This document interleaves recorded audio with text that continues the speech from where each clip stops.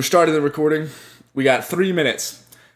All right, we got 3 minutes for in the chat. Did anyone read the book this week? I almost can guarantee you that they didn't. But did anybody? We've got 3 minutes before start. Did anyone read the book? I'm obsessed with this book. No lie. The thing I've been figuring out about trying to finish these books in a week is that when we started, I was like taking kind of meticulous notes in them, which is great. But taking those notes really slows down. Oh, you can get bogged down in some note taking for sure. And so I've just kind of started like highlighting things and putting exclamation points or question marks next to them as kind of just like more of a guideline for what I want to talk about. Not even more than that. That's fair. Otherwise, it's just too slow. Yeah, you're right. That's a good call. I've definitely found it easier with this bad boy. And also I found because typing is a little difficult, but I can do the connecting of the letters and all this that creates. Yeah, so that shortens down my note taking a lot. All right, you got 1 minute. We got 1 minute till start. I gotta get more coffee. Oh Dude, my God. Hurry! Oh my gosh.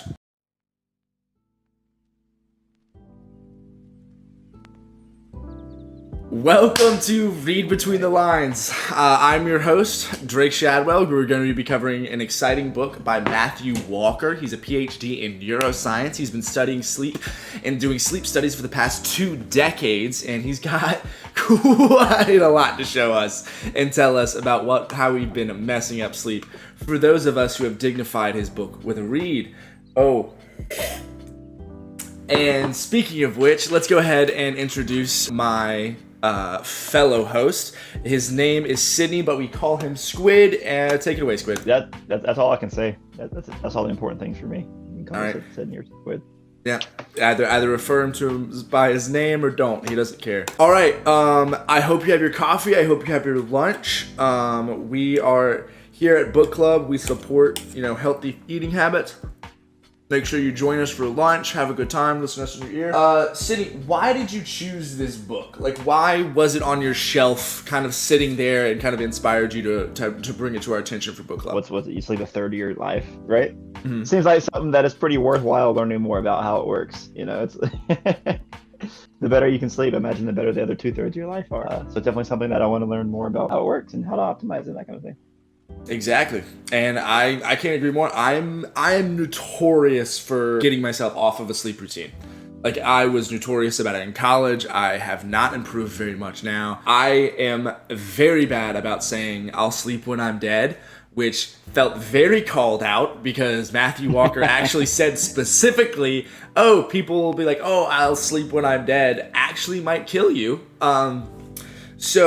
So we've been talking about how we want to structure book club recently. And one of the things we mentioned was how easy it is to do these books because you just cover the information. You just talk about what they talk about and how it's interesting. You don't really talk about your reaction as much as, or figure out how they talk about it like we do with a fictional book, like the literary devices and things like that. You just give the information, re-relate in a synopsized form the information. Then Sydney brings this book where not only do I want to tell you the information, I want to tell you how much I'm freaking out about it. You understand? I am blown away by the information and the implications of it. Because he talks about the post-industrial society, how it's forced us into these sleep habits. He kind of breezes past that, but I am stuck on the idea that holy crap, these CEOs are essentially trading in our lifespans for their profits because they want us up at a certain time. But he doesn't even cover that. He just talks about how much we're getting fucked. Carson mentioned in the chat that every night of no sleep increases your risk of cancer by a not insignificant amount. That's what this guy he talks about that. But then everything beyond it. He talks about how it influences diabetes, obesity, cardiovascular disease. Every hour of sleep that you don't get. 8 is not the recommended amount of sleep. It is the required amount of sleep. That is something I want to hone in on because my whole life I've been told that 8 is a recommended amount of sleep. 8 hours is a recommended amount of sleep every night. It's not. It is the required amount of sleep every night. Anything less than that, you're shortchanging yourself and you're shortchanging your life. So that being said, let me go ahead and pose this very heavily weighted question towards you, Sydney. How much do you sleep every night, and what are your sleep habits? I probably average about 8.5, 9 hours of sleep a night. Damn. Try and go to sleep somewhere around 10:15 and wake up somewhere around 6:20, 6:30 in the morning for weekdays, and then I like weekends because I like my sleep, so I'll just sleep until I wake up. I'm incredibly impressed. I have one more note. I take a nap probably every 2 days. Dude, I'm so impressed by you right now. Often that. I can't lie, Sydney. I'm so impressed by you right now. I can't even contain myself. Can you talk? Let's go ahead, and because this book is non-linear, I think we can go ahead and jump to the part where he actually talks about the necessity of what Squid's talking about is the siesta, that nap during the middle of the day. Woo! Love it. So I have to come clean real quick to the chat. I have not read this book. I've read the first chapter. It just wasn't in the cards this week, unfortunately. So I'm getting this information as fresh as everyone else. So let's just shift all the load onto Drake's shoulders and see how he does managing that. Oh, ironically, I stayed up late reading a book telling me how much I needed sleep, trying to get a lot of the reading done. We're only going to try to cover, because we're trying to keep book club to about an hour and a half today. Mathew Walker, he talks about in Greece that the siesta was a common part of the culture, that their signs, where our signs and on businesses say open from 8 a.m. to 5 p.m., Greece would have 8 a.m. to 1 p.m. and then 5 p.m. to 8 or 9 p.m. Like those. I love it. Right? Oh man. Oh. And so they would go home, they would have a little snack, they would take their lunch, but they would also add a siesta onto that. They would take a nap. He makes the point that is how we were designed to sleep. We're not, as humans, we are not monophasic sleepers. We're biphasic sleepers. But that doesn't mean a lot of people with that, they think that means is that, I'll take a shortened period of sleep at night and then I'll catch up onto my 8 hours with a nap in the middle of the day, equaling a total of those recommended 8 hours of sleep, and so I'm covered. No, we need 7 to 8 hours of sleep in a monophasic period, a long period of sleep, a long period of rest, and then on top of that, a 30 to 90 minute rest in the middle of the day to complete our biphasic cycle. Yes. Oh, dude, all right, so earlier, I'm feeling so good about like my sleep cycle right now, because like 30 minutes is my min on a nap. That's my hard, like, that's perfect. I'm glad to hear it. Mm-hmm. You're supporting your natural rhythm of sleep. And that is a huge thing that he is a proponent for, is this idea that we have gotten away from our biological design for sleep. We've kicked our circadian rhythms, are going against the natural way that our body has told us that we need to sleep. Drinking caffeine every day. Caffeine is a big one, and I'll talk about that when we start talking about adenosine, because I absolutely am about to talk about adenosine. If you want to go ahead and look up that chemical, it's incredible what it does. So just to go off your point about like the natural sleep cycle, correct me if I'm wrong here, but I think you watch any similarly sized and similar and even comparably dieted animal, like as far as the foods they consume to humans, how they live in the natural world, Mm-hmm. They wake up, eat, and then go back to sleep. Every time you watch a bigger animal eat food, it's like, all right, I ate food, I'm full, nap time. Every single time, like almost like always, right? And I think that's important. Let's just take more naps after lunch. Go back to kindergarten.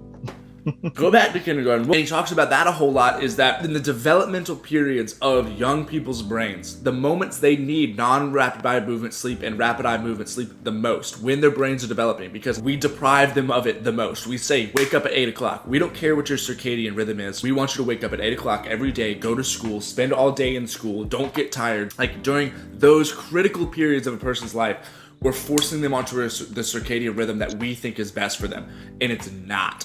So here's the thing about circadian rhythm that I learned through this book. I think most people know what a circadian rhythm is. I think it's a pretty common term. What I didn't know is that every person's is incredibly unique. Night owls and early birds aren't a thing of choice. Your body is designed. Your body, specifically your body, is designed to either be a night owl or be an early bird. Because your circadian rhythm is designed. It's not even linked to the sun. It's a thing inside you. They took people into a cave for 6 weeks and their body still clocked at a 24-hour cycle without the influence of the sun. Their body still told them to go to sleep at the same time every single day. They could track a daily 24-hour and 15-minute cycle with their inner clock, with their circadian rhythm. So it's an inner thing. It's not connected to the sun. It's a your personal thing. That circadian rhythm is unique for every person. Some people, their body starts to tell them, hey, go to sleep at 3 a.m. Some people, their body tells them to go to sleep at 9 p.m. It is linked to you as an individual person. But our post-industrial society has said, no, we want you to sleep at this time. If you get up late, you're lazy. Or how else are you going to fit in the conveyor belt, dude? You know? How else can we, control your time and control the way you work if you don't wake up when we want you to? Like, because think about it, if you wake up at 6, if you wake up at 7, everyone's like, oh, praise be to you, you productive member of society. But if you stay up till 3 in the morning working, people are like, oh, gamer. You degenerate. Like. You degenerate. You loser. Yeah. Watch someone run at 3 in the morning and then watch someone run at 6 in the morning and tell me what your brain says. You see someone running at 3 a.m., you're like, that dude's a crackhead. If you see someone running at 6 a.m., you're like, wow, I should be more like him. He's a model member of society. But no, it's just our bodies are telling you at different times. What time of the morning, Drake, do you think that changes? Like, what specific, if you had to take it down to the minute, what time of the morning is that? I'd say it's at 5. If you see someone running at 5:15, you're gonna think that person's a good person. If you see someone working out or running at 4:30 or 4:45 in the morning, you're gonna think they're a crackhead. I don't know, man. I've known some people who got up at like 3:30 in the morning, and of course they went to sleep at like 8 or 7 at night. But they got up damn early. But I've never seen someone running that early, so I can't comment on how I feel about it if I ran into that.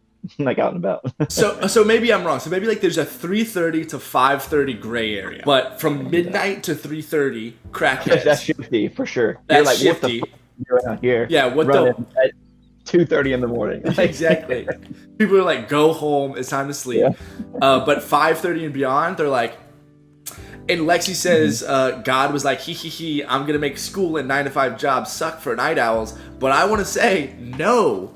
It wasn't God. God was like, let's protect a tribe by having people sleep at different times during the day so they don't get murdered. Did he get into that in this book? Yeah, he gets into that in this book. All right, cool. I'm looking forward to reading this. Yeah, that's why we evolved that way, was because, okay, if everyone's asleep for 8 hours, you're going to get figgity. It's because there's like an evolutionary advantage to having different people awake at different times. Exactly. That's really cool. Exactly. And so if you do that, then you have a 4-hour window where everyone's asleep, or even a smaller amount of window of everyone asleep. If some people stay up late and if some people wake up early. This is a little tangential, but have you ever played RimWorld? No, I have not. Has anyone in the chat ever played RimWorld? It's pretty cool. It's like a colony surviving sim game. It's fun. If no one's played it, I won't go in on about it, but you should look it up. Whoa, lions sleep 20 hours a day and only live to 15 years old. Coincidence? Okay, but how cool is it to be a night owl that needs complete darkness to sleep well? One, I don't really understand Carson's comment about the 20 hours a day and only live to 15 years old coincidence. I think there are a lot of biological factors that like file into that. And I think he's being a troll if I know him. To Kelsey's comment about needing complete darkness to sleep well, I think some of that is, I don't know, probably result of like the way we've created light, even in dark scenarios where the sun, we're not really dictated by the sun anymore. Like, all right, so think about like how evolutionarily like odd and unusual indoor lighting is, right? Yeah. As far as biology is concerned, if the sun is not up, it is supposed to be dark. It is supposed to be dark wherever you are. It's like either you can't see or the sun's up. Well, it's a binary choice, right? Mm-hmm. So when you throw in like, all the systems that I assume function off of how much light you're around, that has to mess so much stuff up. I think I don't want to go into a lot of like the evolutionary and the biological stuff because Mathew Walker does a much better job of it. I'll only say he does a great job of pinpointing like these are why we've evolved this way. This is what has let us become the society that is so tribal and goes off of each other's emotions so well, is all about sleep. Because when you sleep, you go into non-rapid eye movement and rapid eye movement sleep, where the brain waves that are generated during these times of sleep are actively helping your brain. And that is something I want to really hammer home, is we think of sleep as this like, I'm dead, period. Nothing's happening. Oh, I'm taking a break. I'm being lazy. But the crazy thing is, sleep is an active part of your life. You talked about you spend 30% of your life sleeping.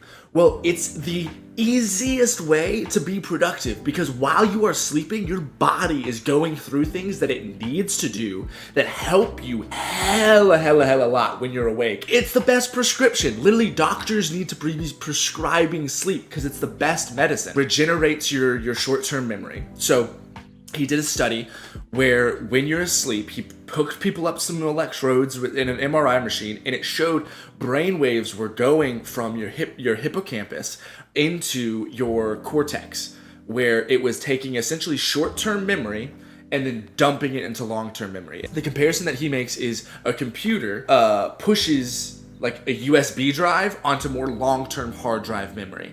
And if you don't do that, you're not letting your hippocampus recharge, so you're gonna forget simple stuff like where'd you park, or where'd you put your keys, or like where food is located. Like evolutionarily, like that was the thing of like, if you slept more, you could remember these things more. Read the book if you want the details, but just trust me, there's study after study after study after study of the way that it affects memories and the way that it affects reflexes. Here's some crazy freaking shit for you. Staying awake for 19 hours, just for 19 hours.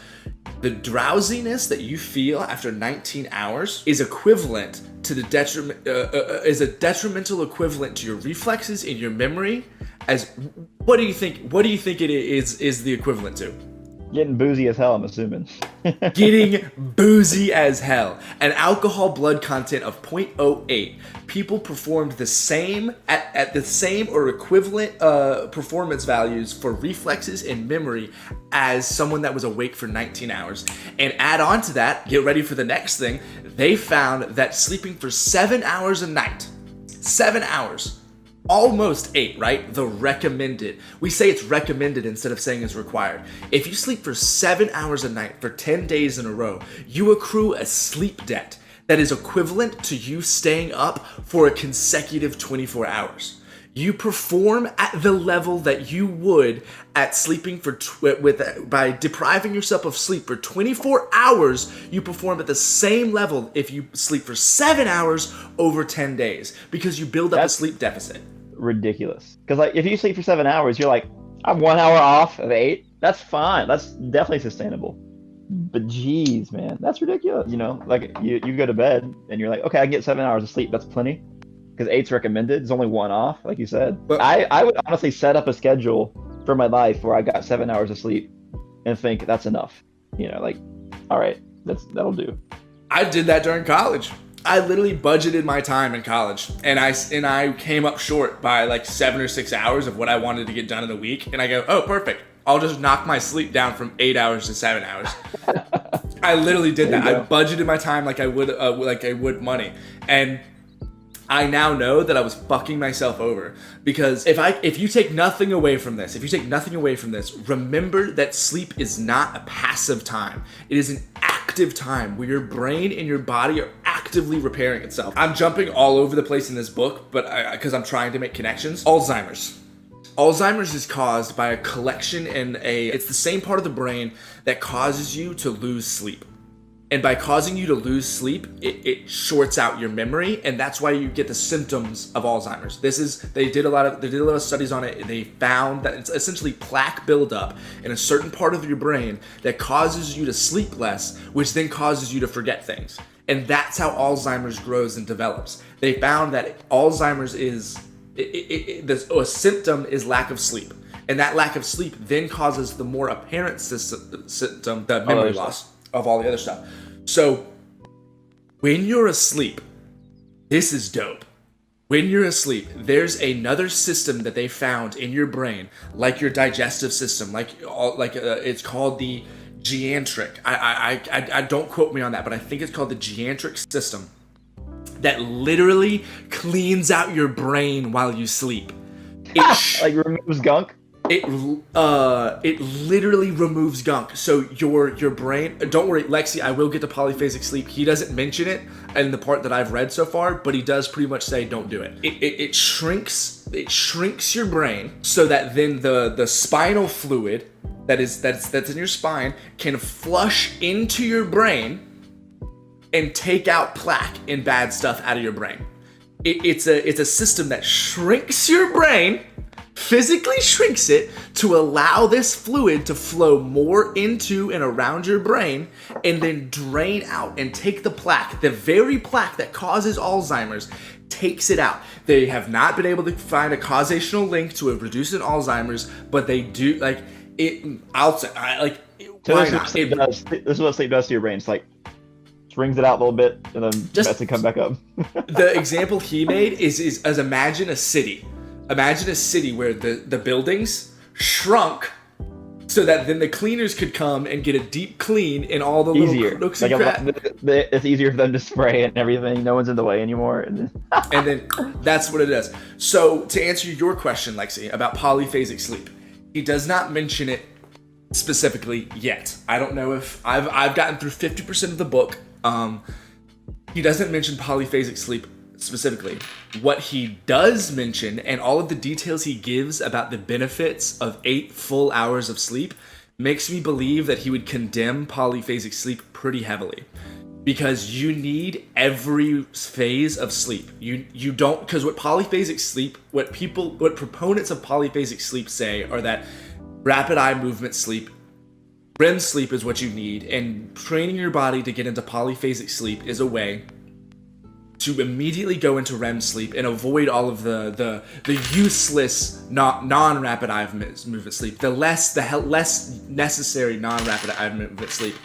And he makes the point time and time again that the the necessity for each type of sleep is equally important for different things. So if you're not getting 8 hours of sleep consecutively, your body's not going through all of these cycles that it's naturally doing to consolidate memory, to flush out all of the plaque. Like, it goes through stages through that 8 hour period. And then REM sleep is essentially the creative, where non-REM sleep is getting those facts consolidated and solidified in your mind.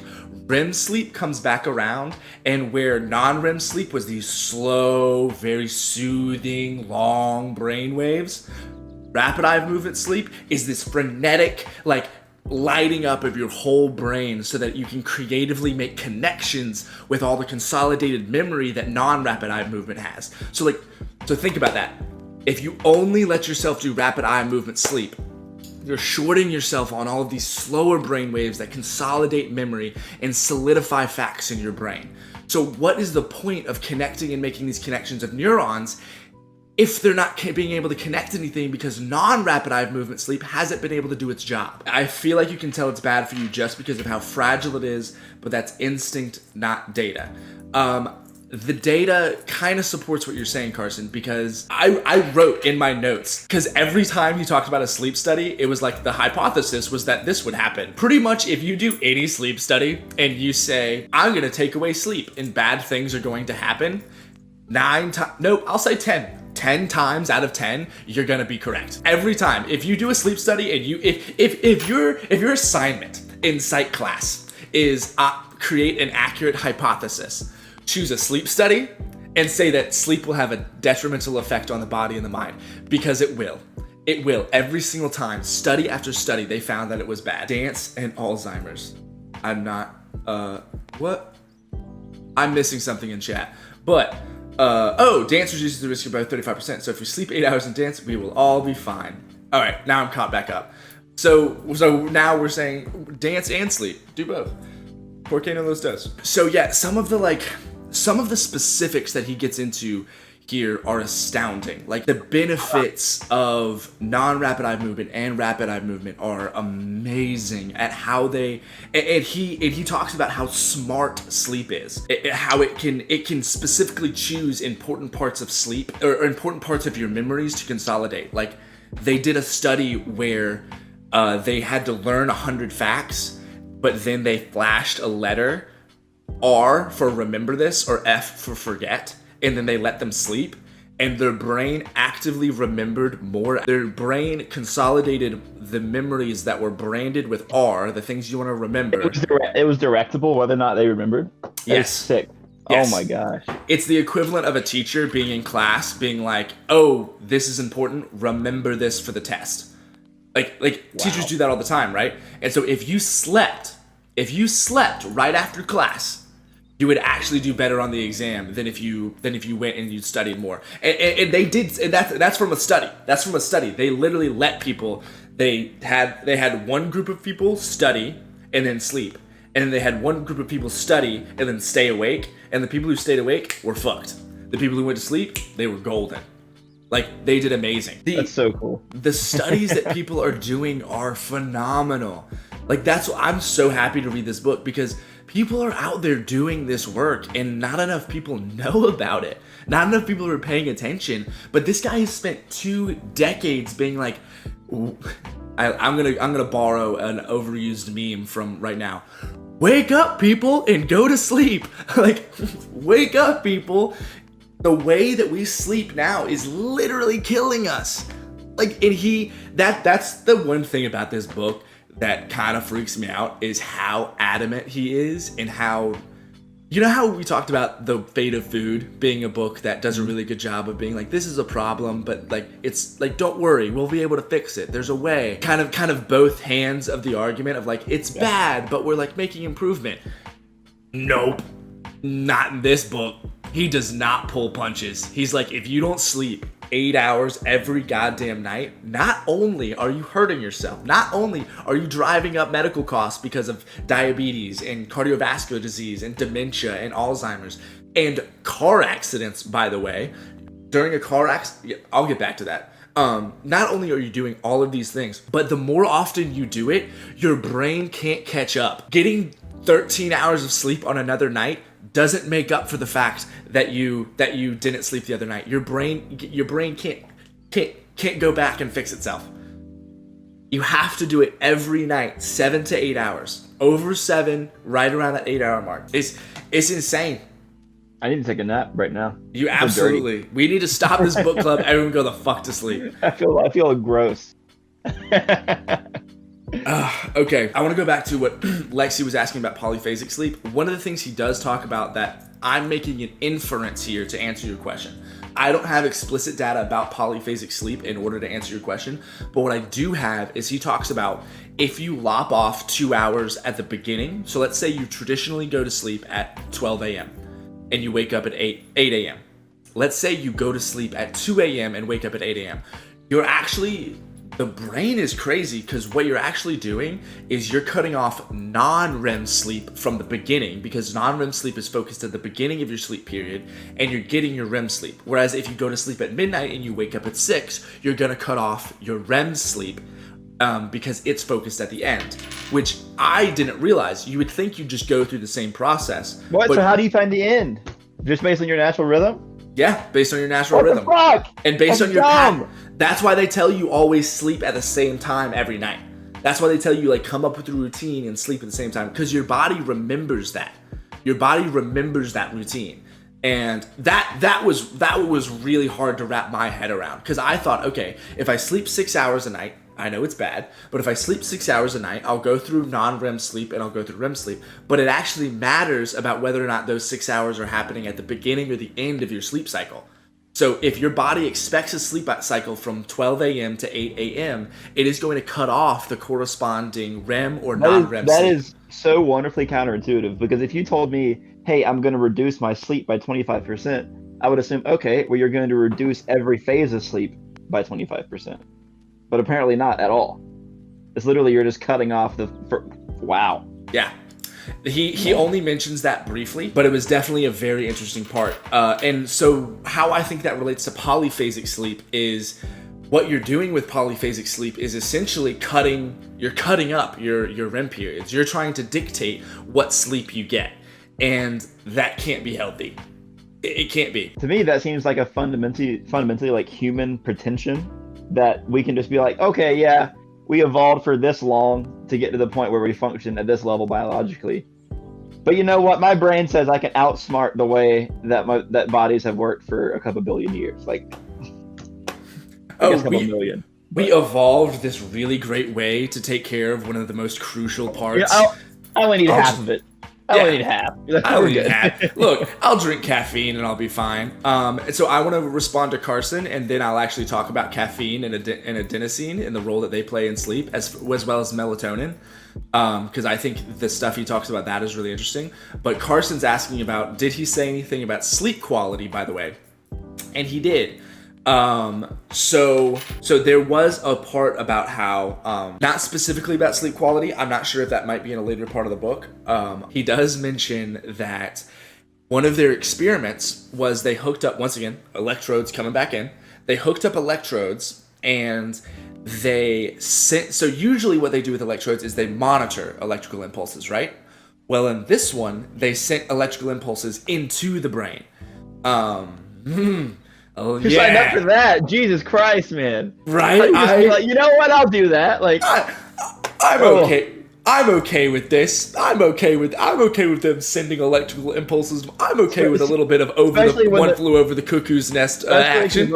Because the whole thing about sleep studies is like we don't really know what's going on in there yet. So it's like just yeah, seems risky. Yeah, it seems very risky, but it turned out to be super beneficial.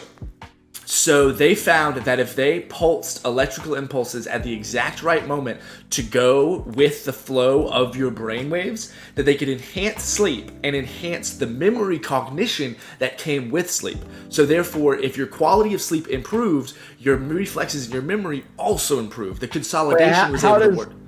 How does the timing of the impulses influence the quality of the sleep? The question you ask actually leads directly into why I want to get rid of my bed and I want to sleep in a hammock exclusively. So that's about to be sick. So what it does is, perfect. So two things. When you say quality of sleep, there are different types of quality of sleep. You could be non-REM heavy sleep or REM heavy sleep, and whichever one you have has direct influences on which what improvements you get. So for fact-based textbook-like memory, the result was clear.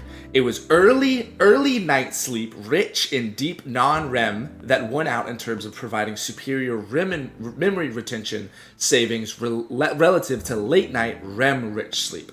So it depends on which one you get enriched on. So much so that if you were a participant in such study, and the only information I had was the amount of non-REM sleep you had obtained that night, I could predict with high accuracy how much you would remember in the upcoming memory test upon awakening, even before you took it. That's how deterministic the link between sleep and memory consolidation can be. He could predict your results on a test based on how much non-REM sleep that he could see in your brainwaves. How sick is that? How sick is that? It's so dope. So it depends on, when you say quality of sleep, I'm not sure what you mean, because it depends on which quality you're going for, especially like polyphasic sleep. They focus on trying to get you into REM sleep as quickly as possible. But for memory consolidation, you actually want non-REM sleep, which is another reason why you shouldn't try to fuck with biology. Let biology do what it's designed to do. But so they hooked them up to these electrodes that helps these, they call them spindles. These spindles of brainwaves that were shooting in between for memory consolidation, to help with memory consolidation. So they helped these spindles along, and so they increased the quality of sleep, they increased the quality of the brainwaves, and it therefore increased the memory consolidation and the ability to retain information. And then they did the opposite. They timed it to go just off to slightly disrupt sleep, and the effects were huge. And he tells you this because he was like, before all of you run out and try to go get these brainwave amplifying machines, which they exist because dumbasses will do it, if you time it even just a hair wrong, it has the exact opposite effect. Because another thing they did was had a metronome, and they let a metronome go off, a sound that went directly with all of their brainwaves, and that helped. Or if you did it wrong and timed it wrong, hurt your sleep and hurt your memory retention. But here's the fun part. Carson, you're gonna love this. They hung a bed by strings on a pulley so it could sway in the middle of the room, and they rocked it back and forth like you would a baby, and the quality of sleep and therefore the memory retention significantly and deterministically increased. Or theoretically, right? Swayed a little bit like a tree if you happen to be an animal that sleeps in a tree. Yeah, so like a little bit like a tree. I want a hammock so bad. I want to sleep in a hammock so bad after I read that. I spent a while looking into sleeping hammocks a while ago. And they're very different than Enos and stuff, but they do look pretty fucking comfortable. So, Wait, what kind of hammocks? like sleeping, like hammocks for sleeping in, like literally like a hammock they designed for you to sleep in continuously, right? Not like a camping hammock. No, not like a camping hammock. That's Yeah. like, hey, this is just to be as light as possible. Yeah, no, like hammock that's like sleep in this shit because this is a bed that floats. That's it. Okay, so I want to entertain more questions as they come up, but so my focus coming up, I want to hit two more things. One, I want to hit the effect that sleep has on skill-based learning, because I know we have a lot of jugglers. We have jugglers, dancers, actors in the chat, so I think they're going to really appreciate chapter 6, which focuses on skill-based learning and how sleeping affects it. And then the last thing I want to focus on is rehashing the detrimental effects of sleep deprivation has on, and I want to read specific quotes, and I want to be very specific about his, like, diatribe in chapter 7 against the way people are entertaining sleep deprivation. Those are the two things that I want to hit, and then I want to take questions from the chat while I'm doing that. So skill-based learning, chapter 6, Your Mother and Shakespeare Knew. I love how he starts this chapter, so I'm just going to read his little introduction in the voice that I think that he'd want it read. Let me go ahead and get the focus on me. Okay, rapt attention. Amazing breakthrough. Scientists have discovered a revolutionary new treatment that makes you live longer. It enhances your memory and makes you more creative. It makes you look more attractive. It keeps you slim and lowers food cravings. It protects you from cancer and dementia. It wards off colds and the flu. It lowers your risk of heart attacks and stroke, not to mention diabetes. You'll even feel happier, less depressed, and less anxious. Are you interested? Fuck you, dude. Fuck you, Mathew Walker. Like, absolutely. You know how much freaking funding, if we could put that in a drug? If you could put all of those things into a drug, I think we all know what he was advertising. I think it's very clear what he was saying could do all of drugs, those things. Right? Yeah, it was drugs. It was methamphetamines, cocaine, and alcohol. It was candy flipping. That's what it was. It was candy Sleep does all of those things, and we deprive ourselves of that sleep with caffeine. But I'll go into that when I talk about the detrimental effects of sleep deprivation. That was a lead into the chapter on how sleeping affects skill-based learning. So he was at this convention one time, and I love this story. He was at a convention, and he was giving a talk on sleep, and this pianist comes up and says, "Hey, I noticed that when I play, I get stuck." You said pianist. Pianist. Okay, I was for a second there. I was like, pianist. My mic is picking it up clear enough. Okay, you freaking heathens. He comes up and he says, I will practice and practice and practice and cannot improve. And then I will sleep and I just play. And it works, like perfect. And Mathew Walker says, this guy just says this super casually, like nothing. And all of a sudden, he's just blown away. Mathew Walker's having this like epitome, like this breakdown. He's like, I can do some years of research on this idea. And he does. And he went and he did it. And he found that there was a direct causational link between sleep and skill retention. And not just like, he mentions Usain Bolt will nap.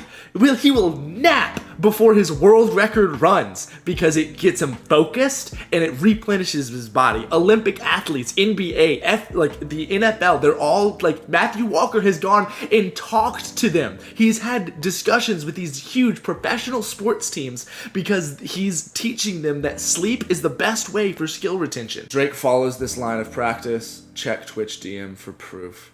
Oh no. Oh no. Oh no. I know exactly what Carson did. There's a picture of me during our juggling practice, and like we had a little short break and I'm passed out. I'm passed the fuck out in a bunch of... Yeah, that's what's the word. You know what? That's what it was, Carson. I was just retaining the skills more than everyone else because I was taking those naps. And I'm saying this and I'm being ironic the way I'm talking about it, but in all reality, it actually really seriously helped me to be able to retain the information that we were learning in those rehearsals by taking that nap. All you have to do is take a nap. All you have to do is go to sleep. And it's... Okay, right here. Rather than a transfer from short to long-term memory, that non-rapid eye movement sleep that we traditionally see, required for saving facts, saving facts, the motor memories had been shifted over to brain circuits that operate below the level of consciousness. As a result, those skill actions were now instinctual habits. Oh no! Oh man. That's fantastic. Holy shit. So this is another example of how freaking brilliant your body and your brain is. Let it freaking sleep. Let it go the fuck to sleep. Let yourself sleep. Your brain is so smart that it can decide whether something is a fact and to go from the part of your memory that is short-term into long-term memory where you can go and retrieve it later and be a fact that you know and you pull from. Or instead, take that memory, shove it under your consciousness, and just let it be a thing that exists in your body. We talk about muscle memory and juggling, don't we, Carson? We talk about engrams. We talk about building into your muscles. Muscles don't have fucking memory. There's no part of your muscles that have memory. It's all in your brain. And when you go to sleep, it takes those things that you're working on, that you're learning, it builds it into a motor skill that is then an instinctual habit. His exact words were instinctual habit. You don't have to think about it. You just play. You just juggle. You just speak. You just monologue. You just dance. Whatever it is, if you are a skill-based actor and you pride yourself on only getting a couple of hours sleep because you're a hard worker, fuck you. You're doing yourself a disservice because you're not letting it get into your body. I'm the worst about it. I was the worst in college, and it was a perpetual cycle of like pushing myself too far and thinking I was doing the right thing by reducing my hours of sleep in order to keep working, but I'm doing the opposite. I was hurting myself, and so I'm tired of athletes and actors and all these people that are like, oh, I only sleep 6 hours, 5 hours a night because I'm working so hard. No, fuck you. And I'll let that transition us into the the problems about sleep deprivation right after this quote. I'll do two quotes, a more lighthearted one to get me out of that hole that I just dug myself into, which is, not without putting too fine a point on it, if you don't snooze, you lose. He does a really good job of doing that. He takes common phrases and little idioms and stuff that we take for granted, and he's like, actually, that's wrong. Practice makes perfect. Actually, it's practice with a nap makes perfect. But one I really liked is, a final benefit of sleep for memory is arguably the most remarkable of all: creativity. Sleep provides a nighttime theater in which your brain tests out and builds connections between vast stores of information. This task is accomplished using a bizarre algorithm that is biased towards seeking out the most distant, non-obvious associations, rather like a backwards Google search. Reminds you of a drug? Reminds you of the effects of any sort of drug that people tend to take for recreational purposes? Nope. Can't think of a single one. Can't think of a single one that makes you do that. That's creativity. Being able to make connections that other people don't see. That's creativity. Moving into the last thing I want to talk about, and we're just coming up on an hour, so I feel like I am wrecking it as far as time goes. I'm gonna bring in caffeine, adenosine, and melatonin and talk about the way sleep deprivation is causing a national pandemic in multiple locations in our society. Let's first talk about something that Carson has a very close relationship: the Guinness Book of World Records. He holds 3, maybe 4 now. I know he's held multiple ones in his life. Carson, you recognize all of the things that the Guinness World Records supports people in doing. The tallest object balanced on your chin. Carson holds that record.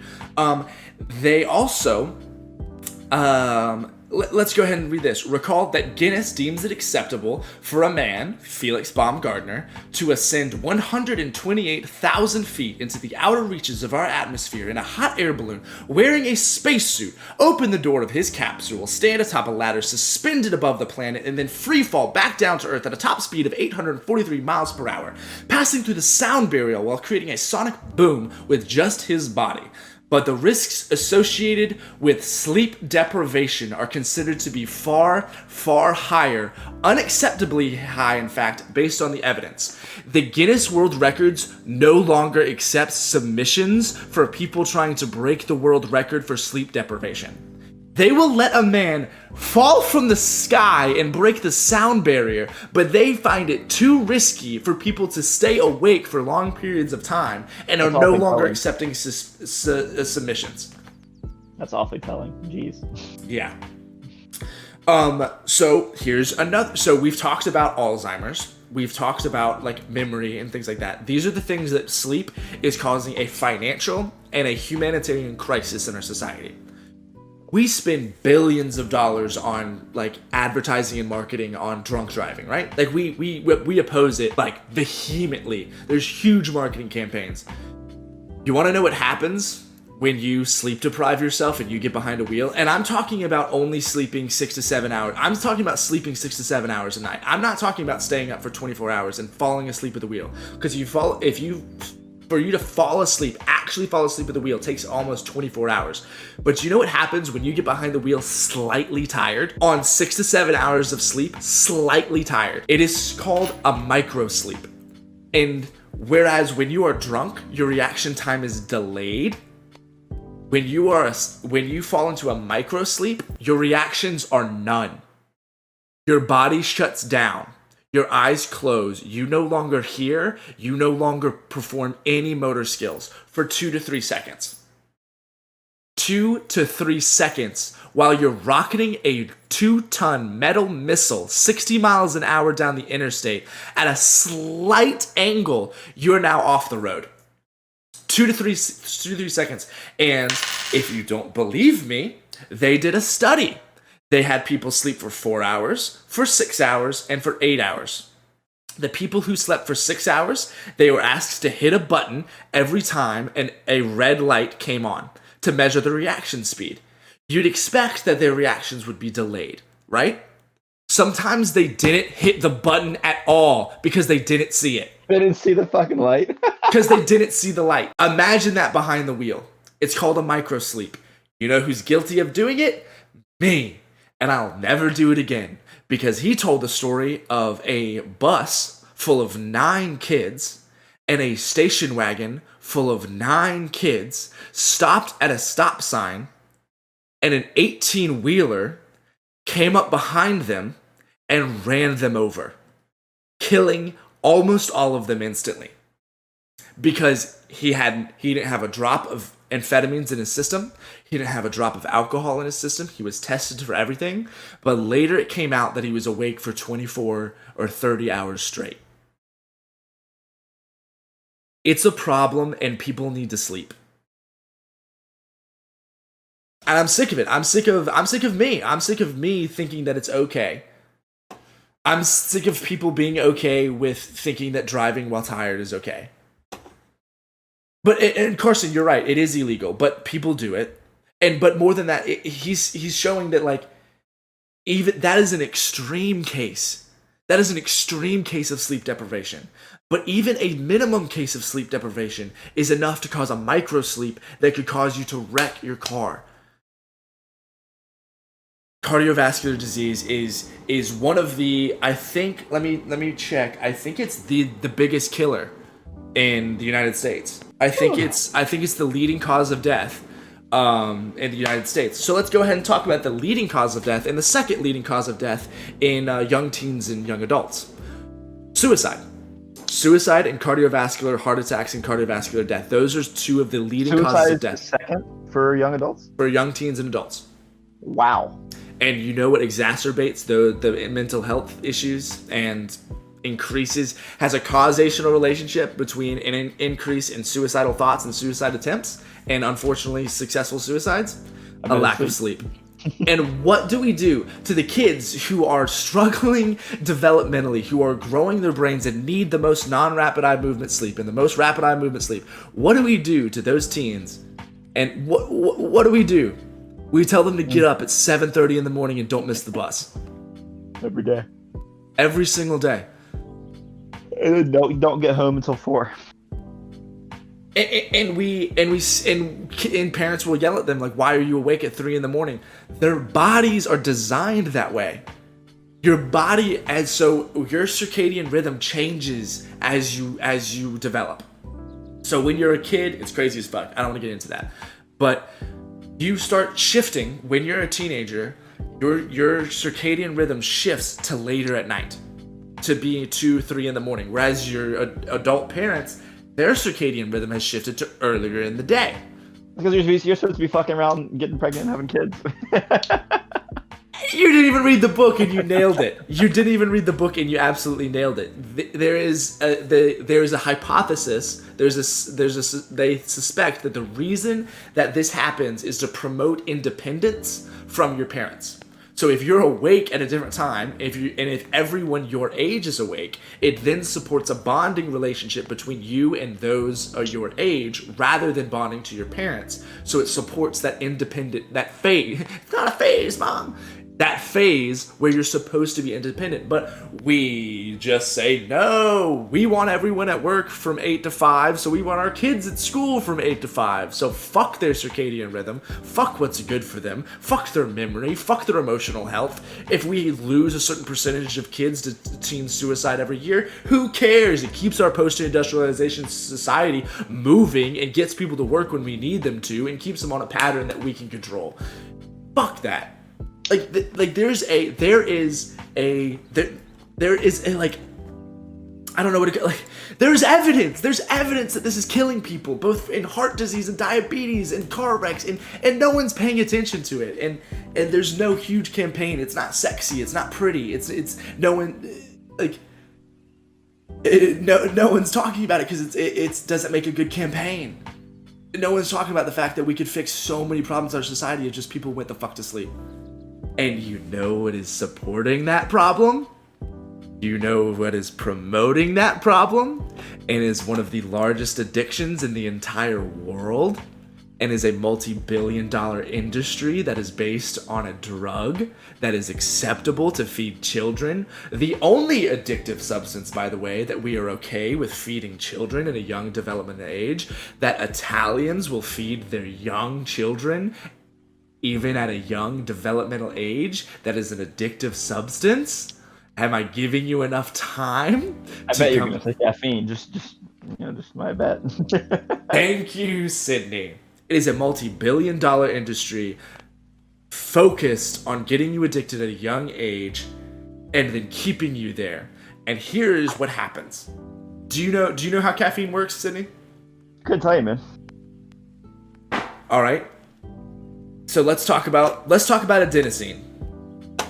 Let's talk about one of the coolest chemicals that this book taught me about. Adenosine causes what is called sleep pressure. So we've already talked about circadian rhythm being how your body kind of knows when to go to sleep. It's your natural body clock. But there are two things that tell your body, okay, you need to go to sleep. This natural, oh goodness, I lost my headphones. This natural circadian rhythm, that is constant. That is set on, essentially, an oversimplification would be at 8 p.m., I want to go to sleep. At 6 p.m., I want to go to sleep. Every day, your body just every day. Adenosine is based on how long you've been awake. So as you're awake, adenosine slowly builds in your body and slowly builds up. And right around 16 hours, it says go the fuck to sleep. The sleep pressure reaches a point where you get that feeling that that drowsiness, that I want to go to bed. That's adenosine. And so when this trough in your circadian rhythm happens, when it's down here, and the adenosine levels are super high, what you get is an overwhelming desire to go to sleep. And that's the natural rhythm that your body has created.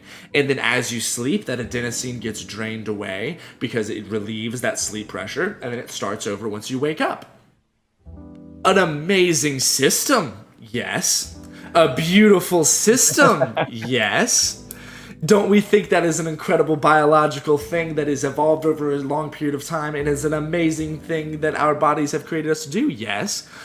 Now, let's imagine that a plant, a bean maybe, doesn't want to be eaten. So what does it do? It creates a chemical inside of itself that is damaging to an organism. What is that chemical, you might ask? It's caffeine. Because if you feed someone caffeine, do you know what it does? It latches onto the receptors that adenosine is supposed to latch onto and takes them over. So it says, fuck you, adenosine, you don't get in here. You don't get onto these receptors that you're designed to be on because caffeine is already there. So caffeine says, it blocks those receptors and says, stay out. And as long as it can be there, adenosine can't get in. But what you sometimes forget is that adenosine is still building that whole time. It's saying, I'm ready. Just let me in. Just let me in, baby. I'm ready.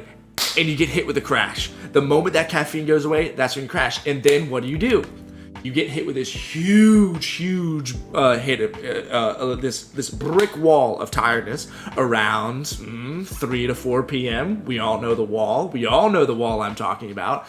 And so you get hit with a huge rush because it takes about 5 hours for 50% of caffeine to go out of your body. It has a 5-hour half-life. That's what they call it, a half-life.